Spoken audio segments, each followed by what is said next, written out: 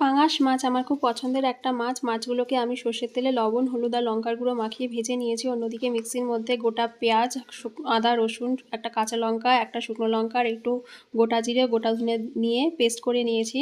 এরপর মাছগুলো ভাজা হয়ে যাওয়ার পর আমি তার মধ্যে আলুগুলো ভেজে নিয়েছি, চাইলে আলু নাও দিতে পারেন। এরপরে কড়াইয়ের মধ্যে সর্ষের তেল দিয়ে তার মধ্যে তেজপাতা, গোটা গরম মশলা, গোটা জিরে দিয়ে একটা কাঁচা পেঁয়াজ স্লাইস করে কেটে রেখেছি সেটাও দিয়ে ভালো করে কষিয়ে নেওয়ার পর যে পেস্টটা বানিয়েছিলাম সেটাও দিয়ে কাঁচা টমেটো দিয়ে ভালো করে কষিয়ে নিয়েছি।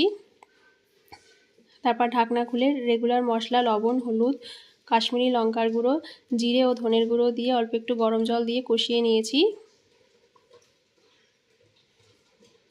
আলুগুলোও দিয়েছি, সেই সাথে ভালো করে কষিয়ে নিয়েছি। এরপর পরিমাণ মতো গরম জল দিয়েছি।